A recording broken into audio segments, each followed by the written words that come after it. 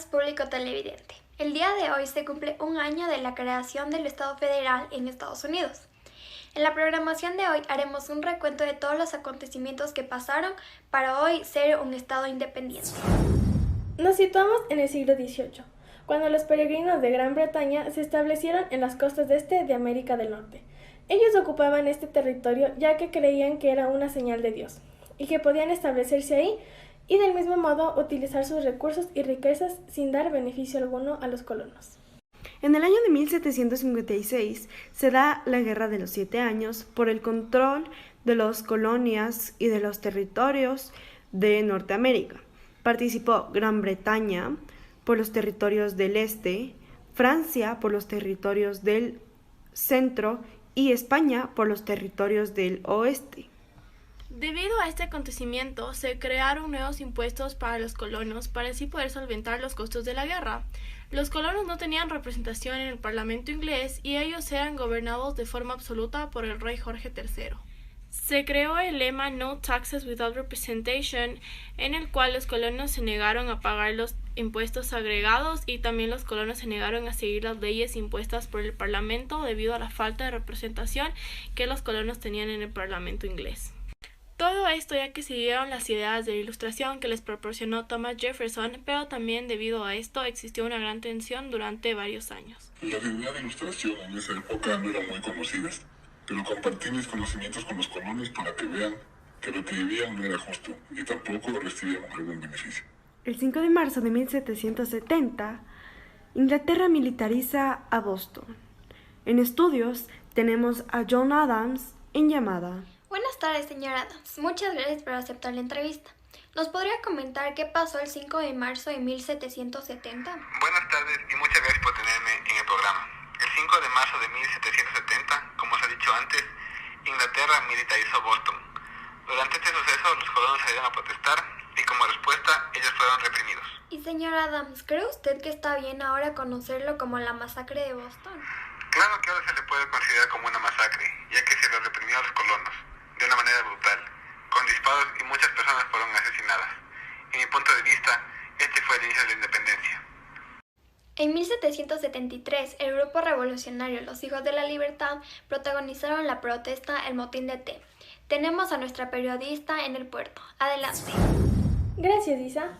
Me encuentro ahora con Samuel y John Adams, quienes fueron los que lideraron el grupo revolucionario Los Hijos de la Libertad. Buenas tardes, señores Adams. ¿Nos podrían contar, por favor, lo que sucedió en 1773? Claro, muchas gracias por invitarnos a formar parte del recuento. En 1773 llegaba al puerto un cargamento de té procedente de China. Lo que hicimos nosotros con nuestro grupo fue disfrazarnos todos de indígenas para así representar a los colonos. Nosotros botamos todo el cargamento al mar en forma de protesta. Esto fue por los nuevos impuestos que se crearon. De igual manera por el monopolio de la comercialización del té por parte de la corona inglesa. En 1775 se enviaron tropas inglesas para someter a los colonos. Esto fue el inicio de la guerra. El estratega militar George Washington lideró a los colonos y pudo lograr sus victorias definitivas en las batallas de Yorktown y Saratoga. Aquí los colonos fueron apoyados por España y Francia, ya que estos países estaban en contra de Gran Bretaña y no querían que ellos lideraran a las tierras de Norteamérica. En 1776, en Filadelfia, se reunieron los 13 delegados de las colonias. Aquí se promulgó la Declaración de Independencia y también la Declaración de Derechos, que también se la conoce como Bill of Rights. Aquí se recogió los principios políticos de la Ilustración y fue redactada por Benjamin Franklin y Thomas Jefferson. En 1783, Gran Bretaña fue derrotada y se reconoció la independencia en el Tratado de Versalles. Dados todos estos acontecimientos, ahora Estados Unidos es un país libre y tiene sus derechos. En 1887 se creó la República Federal de Estados Unidos. Cada estado conservaba la soberanía a cambio de ceder varias competencias a un gobierno central. Aquí se manejaba el poder legislativo, ejecutivo y judicial. Esta constitución se encargaba de defender la libertad e igualdad. Agradecemos a todos los que nos brindaron declaraciones y aceptaron las entrevistas. De igual manera, a la producción y a los encargados de la investigación que nos proporcionaron la información y en especial a todos nuestros televidentes que nos acompañan en todas las programaciones.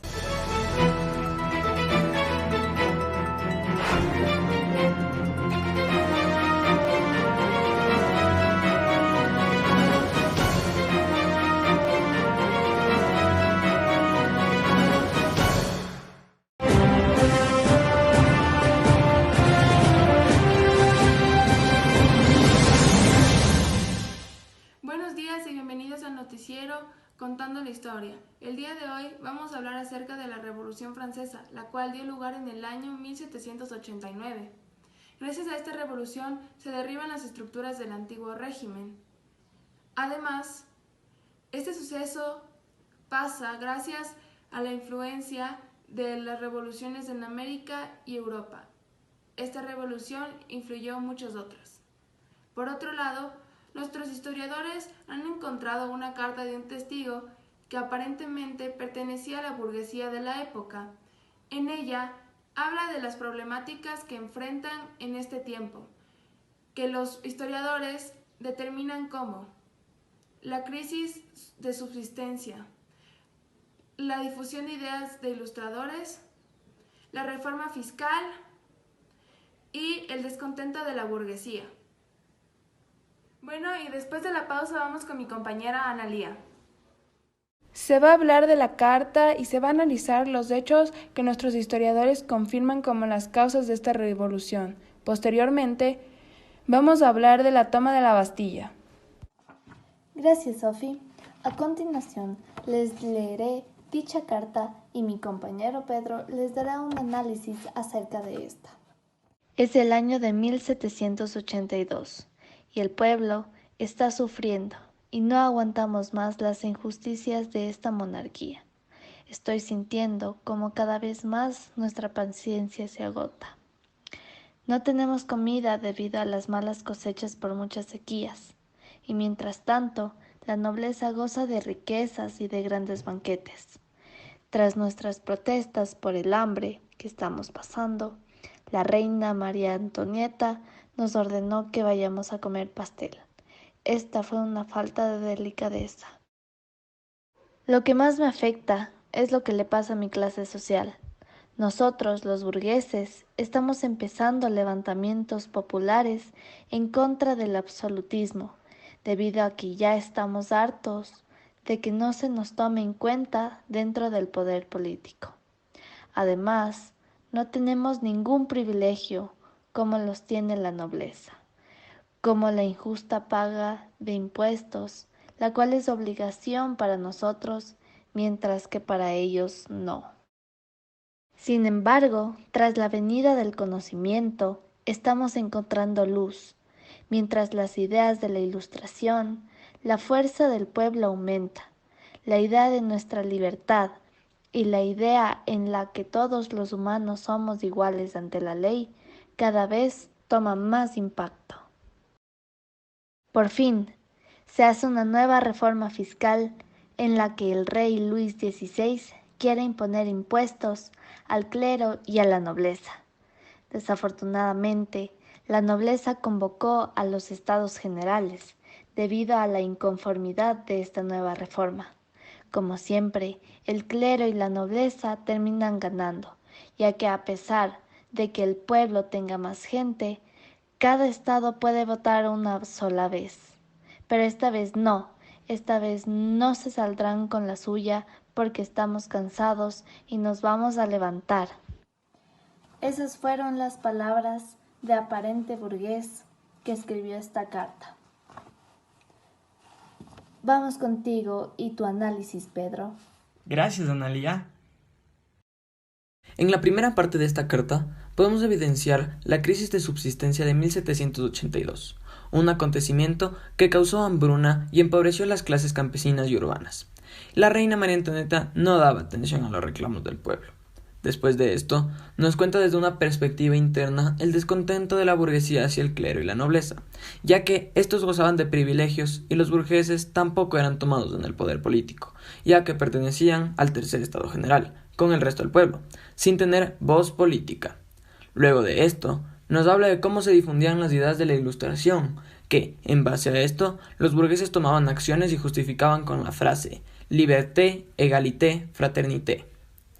Al final de esta carta podemos ver que nos habla de cuando el rey Luis XVI realiza una reforma fiscal, cobrando impuestos del clero y a los nobles para intentar resolver la crisis económica, pero estos llamaron a los estados generales para discutir y como siempre los dos primeros estados salían favorecidos, haciendo que la ira de los burgueses y el pueblo explote contra ellos. Tras haber analizado esta carta y haber comparado con las fechas de la Revolución Francesa, hemos determinado que el burgués que escribió esta carta la escribió en diferentes fechas, ya que el proceso revolucionario de Francia no ocurrió de la noche a la mañana. Vamos contigo, Milena. Ahora vamos a hablar sobre las causas y consecuencias de la toma de la Bastilla. Para empezar, la asamblea se dividía en 3 estados generales. El primer estado conformado por el clero, el segundo por la nobleza y el tercero por el pueblo llano y la burguesía. La forma de votación era en un voto por estamento, llevando a que siempre triunfen los intereses del primer y segundo estado. Debido a esto, el tercer estado decidió reunirse en la sala de juego de pelota del Palacio de Versalles, para así proclamar la Asamblea Nacional Constituyente el 20 de junio de 1789, apoyadas por las masas populares empobrecidas debido a la crisis, y decidieron quedarse ahí hasta tener una constitución o hasta ese entonces llamada Carta Magna. Cuando los dos primeros estados se enteraron, los privilegiados y el ejército real reaccionaron e intentaron bloquear este proceso, pero esto solo condujo a la famosa revuelta popular llamada la Toma de la Bastilla, que ocurrió el 14 de julio de 1789. En todo este proceso, los campesinos también asaltaron castillos y saquearon, e incendiaron campos enteros. Debido a esto, la asamblea tomó unas medidas que iniciaron la abolición del antiguo régimen. Después de la toma de la Bastilla, nacieron 3 consecuencias importantes para esta revolución. Primero, fueron quitados los privilegios de la nobleza, realeza y clero. Segundo, fue aprobada la Declaración de los Derechos del Hombre y Ciudadano. Por último, comenzó la división de Iglesia y Estado. Vamos contigo, Pedro. Gracias, Milena.